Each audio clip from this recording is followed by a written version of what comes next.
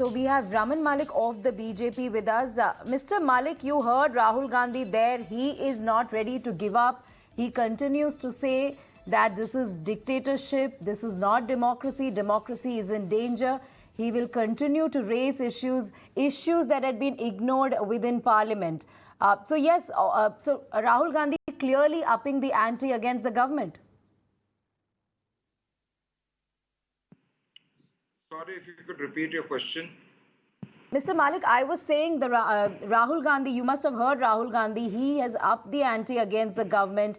He said that the Congress will continue its protests, will continue the fight. He went on to say that the current dispensation is of dictatorship and not democracy. He continues to say that democracy is in danger.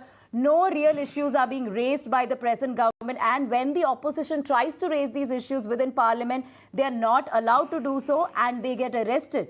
So clearly, Rahul Gandhi is, turning it into, turning aggressive and upping the ante. See, there is nothing that they can do right now. Reason being because the level of frustration within the Congress because of so many leaders leaving and the mother and son having no control over the cadre is one of the major issues the Congress is facing. Secondly, when it comes to this basic fact where he is comparing the, and he's referring to Hitler's and, the dictatorship, one must understand who is saying somebody who has a history, whether it is the paternal side or whether it is the maternal side. Rahul Gandhi has it in his DNA. His grandfather was with Mussolini in Italy. His mother had connections with KGB. If you do not look at that side, you look at his grandmother, the late Prime Minister Indira Gandhi.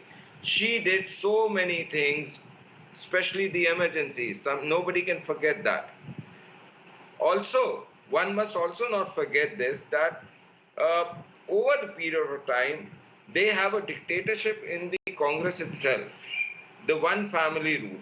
And beyond that, they have an arrangement, an MOU with the CPC, which again is a dictatorial. The Xi Jinping agreement with Rahul Gandhi also shows that he is always ready to being in favor of dictators. And nobody can forget his personal alignments with drug warlords. So the point is, who is speaking, the credibility of that person has to be checked. That is number one. Number two, when it comes to price rise or when it comes to such issues, the government has never taken it back that we would not like to speak. We would like to speak. Why not? But the point is, when you compare a cylinder which had the weight of oil pool deficit, oil bonds, the deferred payments, vis-a-vis a cylinder which does not have this, and the country not facing a 3 lakh crore rupees repayment towards the oil pool deficit and the oil bonds, you have to compare all of that.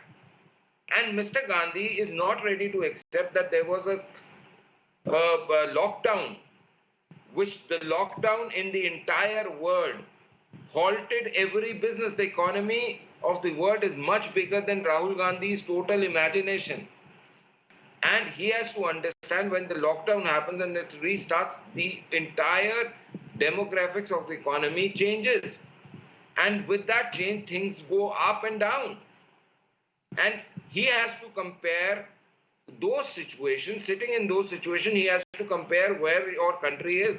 Now, I would like to ask you, Bloomberg comes out with a report stating that out of the 8 biggest economies in the world, India has 0 percentile chances where it could go into recession. They've given China going into recession, US going into recession, Europe going into recession, Russia going into recession. But they've given 0 percentile charges that India may go into recession. Now, my question to Rahul Gandhi is, will he say that those reports have been made by Mr. Modi? Now, Congress has been going haywire.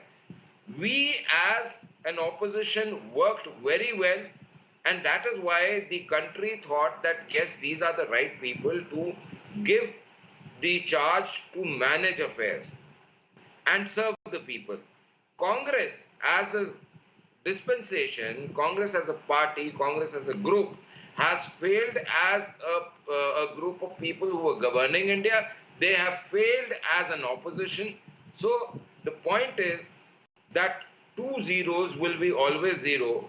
There will be nothing. When they were in power, they were a zero. When they were in, or they are in opposition, they are in zero. Now it is high time somebody from the other ranks and file of either the Congress or other regional parties should up the ante and save the democracy from Congress when they cannot give a sustainable opposition to this nation.